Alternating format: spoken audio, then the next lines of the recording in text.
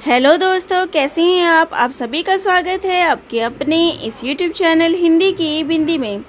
तो दोस्तों, आज हम भ्रमर गीत सार सूरदास का जो भ्रमर गीत सार है उसके पदों की जो है व्याख्या करने वाले हैं, जिसके संपादक जो है आचार्य रामचंद्र शुक्ल है। ये जो है चाहे वो UGC नेट की परीक्षा हो, चाहे वो अभी UPHESC की परीक्षा हो, उसके सिलेबस के अंतर्गत जो है भ्रमर गीत सार के पद 21 से लेके 70 तक जो इसके पद हैं उनकी व्याख्या करनी है। तो अब हम इसी पदों की जो है व्याख्या करने वाले हैं। तो चलिए हम 21 नंबर आज पद लेते हैं। तो भ्रमर गीत सार जो है आचार्य रामचंद्र शुक्ल के द्वारा जो है संपादित पुस्तक है, जिसमें सूरदास के पदों का जो है संग्रह किया गया है। इसमें सूरदास के द्वारा लिखित सुर सागर के भ्रमर गीत के लगभग 400 पदों को छांट के जो है भ्रमर गीत सार के रूप में जो है प्रकाशित कराया गया है। तो ये भ्रमर गीत, जो सुर सागर का जो भ्रमर गीत है प्रसंग, उसके ही पदों को जो है आचार्य रामचंद्र शुक्ल ने भ्रमर गीत सार के रूप में प्रकाशित कराया है। तो चलिए, इसमें जो पहला प्रसंग है वो है उद्धव और जो गोपिकाओं का जो संवाद होता है उसके बीच है। तो आज हम 21 से लेके 25 तक पदों की व्याख्या करने वाले हैं। तो पहला पद जो है 21 नंबर का पद वो राग केदार नाम से है।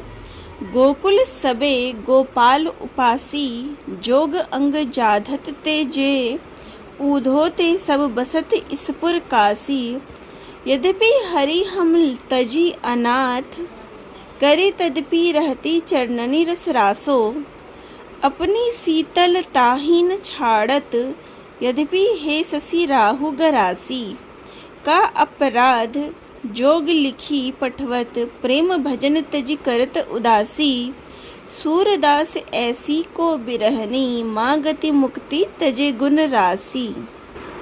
तो उद्धव के जो ज्ञान उपदेश की, योग साधना की जो ज्ञान की बातें थी, उनको सुनकर गोपियाँ जो है उद्धव के ज्ञान के विरोध में श्री कृष्ण के प्रति जो है प्रेम जो है अपना व्यक्त करती है। उसी का वर्णन इन पदों में किया गया है। तो गोपियाँ कहती है, गोकुल सबे गोपाल उपासी, की हे उद्धव, गोकुल में सब नर नारी जो है वो गोपाल के उपासक है, यानी कि श्री कृष्ण जी के उपासक है। जोग अंग जाधत जे ऊधो, ते सब बसत इसपुर काशी, के हे उद्धव, जो लोग तुम्हारे इस अष्टांग योग साधना जो होते हैं करने वाले हैं, वे यहाँ नहीं रहते।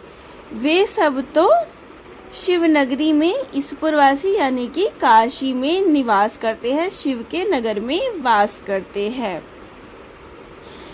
यद्यपि हरि हम तजी अनाथ करी, तदपि रहती चरणनी रस रासो, कि यद्यपि श्री कृष्ण ने हमें त्याग दिया है और हमें अनाथ कर दिया है, फिर भी हम उनके चरणों के रूप राशि में ही रत है।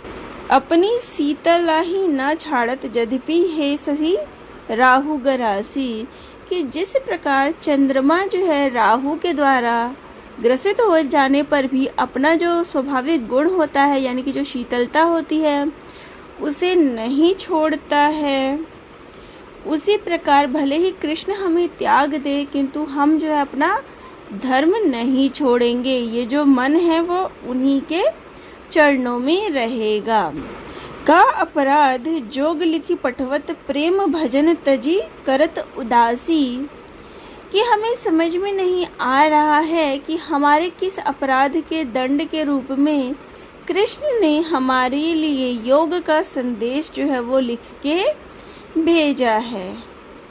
सूरदास ऐसी को बिरहनी, माँ गति मुक्ति तजे गुण राशि, कि वे इस प्रकार से हमें जो है हरि भजन को छोड़कर जो है संसार से विरक्त हो जाने को कहते हैं। तो यहाँ वो कहते हैं कि सूरदास जी यहाँ कह रहे हैं कि अब ब्रज में ऐसी कौन बिरहनी है जो गुणों की खान को छोड़ के, यानी श्री कृष्ण के प्रेम के सम्मुख गोपियों के लिए जो निर्गुण की उपासना से प्राप्त मुक्ति का कोई महत्व नहीं है। हम सब के लिए तो कृष्ण प्रेम प्राण के समान है। तो यहाँ गोपिकाएं जो है कृष्ण के प्रेम को, सगुण प्रेम को ही महत्व देती है। वो निर्गुण प्रेम की जो उपासना है, योग साधना, उसका तिरस्कार करती है। वो कहती है हम योग साधना नहीं करेंगे, हम तो श्री कृष्ण उस सगुण उपासक के ही पूजा करेंगे, चाहे बेशक हमें वो त्याग के चला गया है। अगला पद है राग धनाश्री। जीवन मुह चाही को नीको, दरस परस दिन रात करती है कान प्यारे पी को। नयनन मूंदी मूंदी किन देखो, बंधियो ज्ञान पोथी को। आछे सुंदर श्याम मनोहर, और जगत सब फीको। सुनो जोग को काल कीजे, जहाँ ज्ञान है जी को। खाटी मही नहीं रुचि माने, सूर खबैया घी को। गोपियाँ कहती है कि हे उद्धव, जीवन मुँह चाही को नीको, कि जीवन तो उन्हीं का अच्छा है जो अपने प्रीतम को जो है अच्छा लगने वाली जो प्रेमिका है उसी का जीवन अच्छा है, सफल है। तो प्रीतम के सफल में मन में जो है समाने के कारण जो है जीवन संसार के फल तो भोग लेता है, इसीलिए उसी इंसान का जीवन, उसी का जीवन जो है वो सफल है। वो कहती है कि दरस परस दिन रात करते हैं कान प्यारे पी को, कि वह अपने प्रीतम कन्हैया का जो है प्रतिदिन जो है वो दर्शन करती है, उनको स्पर्श करती है, और स्पर्श से उसे हर प्रकार के सुख का जो है वो आनंद मिलता है। नयनन मूंदी मूंदी किन देखो, बंधियो ज्ञान पोथी को, कि हे उद्धव, ऐसा कौन है जिसने आंखें मूंद मूंद करके पुस्तक को के ज्ञान को जो है वो प्राप्त कर लिया है। अर्थात आंखें खोलकर अध्ययन से ही ज्ञान को प्राप्त कर लिया किया जा सकता है। उसी प्रकार जो है प्रीतम के पास रहने से, दर्शन और स्पर्श से ही जीवन सफल नहीं होता। यह तो तभी संभव है जब प्रेम की प्रीति से परिचित हो और प्रीतम को रिझाने में सफल हो। आज है सुंदर श्याम मनोहर, और जगत सब फीको, कि हमारा श्याम सुंदर जो है वो सबसे मनोहर है, और बाकी जगत का रंग जो है उसके पीछे जो हमें सुख नहीं देता, हमें वो फीका लगता है। सबसे सुंदर जो हमें श्याम का रंग ही लगता है। सुनो जोग को काल कीजिए, जहाँ ज्ञान है जी को, कि हे उद्धव, तुम्हारे जो योग को लेकर हम क्या करेंगे, यह हमारे किस काम का है, क्योंकि इसमें तो प्राणहीन का भय है। तो योग साधना पर अमल करने से हमें अपने कृष्ण से जो है वो बिछड़ना पड़ेगा, और अगर हम कृष्ण से बिछुड़ गए तो हमारा जीवित रहना असंभव है। इसलिए इस योग से तो प्राणों की हानि का ही भय है। खाटी मही नहीं रुचि माने, सूर खबैया घी को, कि जिस प्रकार कोई व्यक्ति जो है शुद्ध घी का प्रयोग करता है, वह व्यक्ति खट्टे छाछ से प्रसन्न नहीं हो सकता। उसी प्रकार जो है श्री कृष्ण का जो प्रेम का पान करने वाले, जिसके हृदय में उनका प्रेम है, वो योग की नीरस बातों से आनंदित नहीं हो सकता। तो अगला 23वां पद है राग काफी। आयो घोष बड़ो व्यापारी, लादी खेप गुण ज्ञान जोग की ब्रज में आन उतारी। फाटक देकर हाटक मांगत, भोरे निपट सुधारी। धुरही ते खोटो खायो, लये फिरत सिर भारी। इनके कहे कौन हड कावे, ऐसी कौन अजानी। अपनो दूध छाड़ी को पीवे, खार कूप को पानी। ऊधो जाहू सबार यहाँ ते, बेगी गहरू जनि लावो। मुँह मांगियो पहो सूरज प्रभु, साहु ही आनी दिखावो। तो इस पद में जो है गोपिकाएं जो है उद्धव को जो है खरी खोटी सुनाते हुए, आपस में चर्चा करते हुए जो है कहती है, आयो घोष बड़ो व्यापारी, कि आज जो है हीरो की बस्ती में एक बड़ा व्यापारी आया हुआ है। लादी खेप गुण ज्ञान जोग की ब्रज में आन उतारी, कि उसने जो है ज्ञान और योग के गुणों से युक्त जो है अपनी जो गठरी है वो लाकर ब्रज में उतार दी है। और उसने तो हमें जो है बिल्कुल भोला भाला और अज्ञानी समझ लिया है। क्यों? क्योंकि फाटक देकर हाटक मांगत भोर निपट सुधारी, कि उसने तो जो है हमें बिल्कुल भोला और अज्ञानी समझ लिया है, क्योंकि वह फाटक देकर हाटक चाहता है। अर्थात कि फटकन के समान जो तत्वहीन पदार्थ है, जो भूसा है, बेकार का कूड़ा कचरा है, वह हम देकर हमें उसके बदले में सोना चाहता है, कि हमसे वो कृष्ण के समान जो है बहुमूल्य वस्तु जो है, सोने के समान जो श्री कृष्ण जैसी बहुमूल्य वस्तु है वो हमसे मांग रहा है और बदले में हमें तत्वहीन वस्तु दे रहा है। धुर ही ते खोटो खायो लय फिरत सिर भारी, कि ऐसा लगता है इसने आरंभ से ही जो है लोगों को ठगने का ही काम किया है, तभी तो जो है इस भारी बोझ को सिर पर लादे जो है घूम रहा है। इनके कहे कौन हड़कावे ऐसी कौन अजानी, कि इस व्यापारी का जो सामान है वह बिल्कुल ही बेकार है और इसी कारण जो है वो बिक नहीं रहा है, इसे हानि उठानी पड़ रही है। इस सामान को जो है कोई नहीं खरीद रहा है, यह इसलिए अपने सामान को जो है सर पे लादे घूम रहा है। यहाँ हम में से ऐसी कोई ना समझने, ऐसी कौन अजाने, कि हम में से कोई भी ऐसी ना समझ और अज्ञानी नहीं है जो इसके माल को खरीदकर धोखा खाएगी। अपनो दूध छाड़ी को पीवे खार कूप को पानी, की अपना दूध को छोड़ के जो है खारे जल के कुएं को का पानी जो है वो कौन पिएगा। और अंत में गोपियाँ कहती है ऊधो जाहु सवार यहाँ ते बेगी गहरू जनी लावो, कि हे उद्धव तुम यहाँ से शीघ्र ही चले जाओ और बिना देर किए हुए तुम शीघ्र ही मथुरा चले जाओ। और जो तुम्हारा महाजन है, तुम्हारा जो बड़ा सेठ है, यदि हमसे मिलाकर मिला दोगे, मुँह मांगे पैसों सूरज प्रभु सुसाहु ही आने दिखावो, कि यदि तुम हमसे उसे मिला दोगे, हमारा दर्शन करा दोगे, तो हम तुम्हें जो है मुँह मांगा पुरस्कार देंगे, अर्थात जो तुम दाम मांगोगे वो हम तुम्हें देंगे।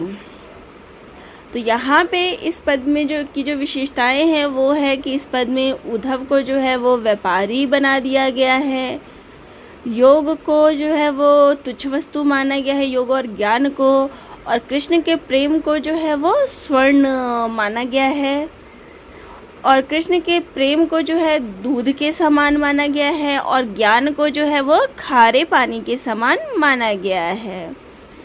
यहाँ में भाषा में लाक्षणिक और व्यंजना शब्द शक्ति का प्रभाव मिलता है।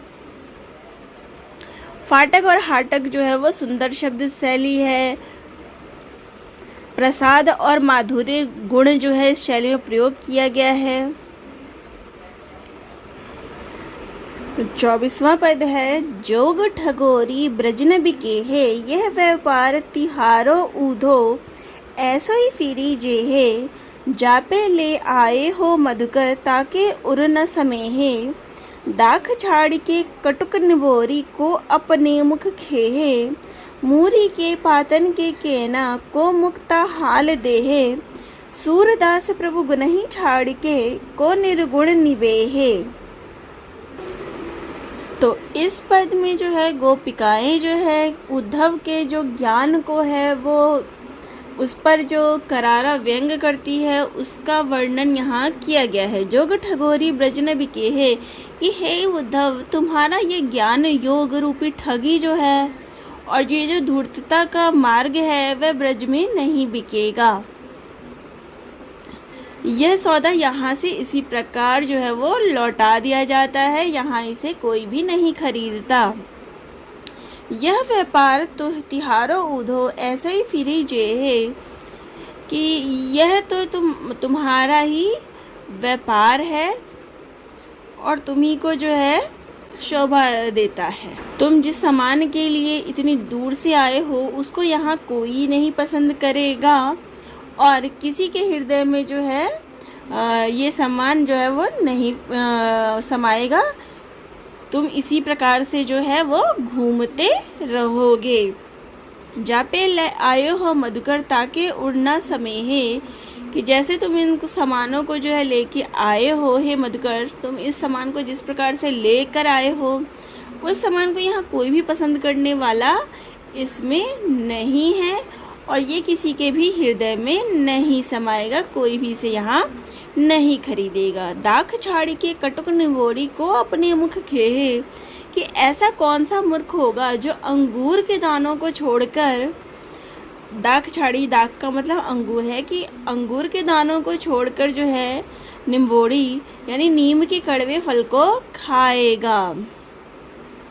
मूरी के पातन के केना को मुक्ता हल देहे, और मूली के पत्तों के बदले में तुम्हें मोतियों के दाने कौन देगा। तो यहाँ पर जो है गोपियाँ कहने चाहती है कि तुम्हारा जो ये निर्गुण ब्रह्म है वह नीम के फल के समान कड़वा और मूली के पत्तों के समान फीका है, अर्थात ये त्यागने के समान है। और हमारे श्री कृष्ण जो है वो अंगूर के समान जो है वो मधुर है और मोतियों के समान ही बहुमूल्य है। इसलिए यहाँ ऐसा कोई भी मूर्ख नहीं होगा जो इस सामान को खरीदेगा और श्री कृष्ण को छोड़ेगा और निर्गुण ब्रह्म की साधना करेगा। सूरदास प्रभु गुण ही छारे के को निर्गुण निबेहे, कि जो इस प्रभु इस ईश्वर को श्री कृष्ण को छोड़ के जो है इस निर्गुण की उपासना करने वाला यहाँ कोई भी नहीं है। जो श्री कृष्ण जैसे गुणी के भंडार को छोड़ के इस गुणहीन निर्गुण के साथ जो है तुम वास करेगा, यहाँ ऐसा कोई भी नहीं है। तो यहाँ दाख छाड़ी के कटुक निबोड़ी में जो है वो अन्योक्ति अलंकार है और जोग ठगोड़ी में जो है वो रूपक अलंकार का प्रयोग किया गया है। अगला पद है 25वां। राग न आए जोग सिखावन पाड़े, परमार्थी पुरानिनी लादे जो बंजारे टाड़े, हमरी गतिपति कमल नयन की जोग सिखे ते रांडे, कहो मधुप कैसे समाएंगे एक मयान दो खाड़े, कहो षटपद कैसे खये तू है हाथिन के संग गाड़े, काहे जो झाला ले मिलवत कौन चोर तुम डाड़े, सूरदास तीनों नहीं उपजत धनिया धान कुम्हाड़े। तो यहाँ इस पद में जो है उद्धव के ज्ञान योग से जो है वो गोपियाँ जो है नाराज़ और उदास है और उस समय वो उद्धव से क्या कहती है इसी का वर्णन जो है इन पंक्तियों में किया गया है कि हे उद्धव, तुम पांडे के समान हो जो हमें योग सिखाने के लिए आ गए। परमार्थी पुराने लादे जो बंजारे टांडे, कि जिस प्रकार बंजारे लोग अपने सिर पर माल लादे लादे बेचने के लिए जो है वो घूमते फिरते हैं, उसी प्रकार तुम भी पांडे के समान परमार्थ की शिक्षा देने वाले पुराणों के ज्ञान के बोझ को जो है अपने सिर पे लादे लादे घूम रहे हो।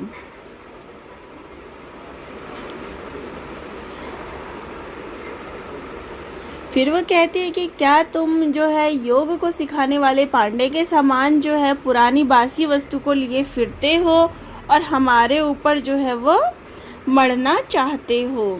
हमारी गतिपति कमल नयन की जोग ते रांडे, कि हमारी गति जो है तो अपने पति के साथ है और हमारे पति कमल नयन है यानी कि श्री कृष्ण हैं जो हमें शरण और प्रतिष्ठा देने वाले हैं।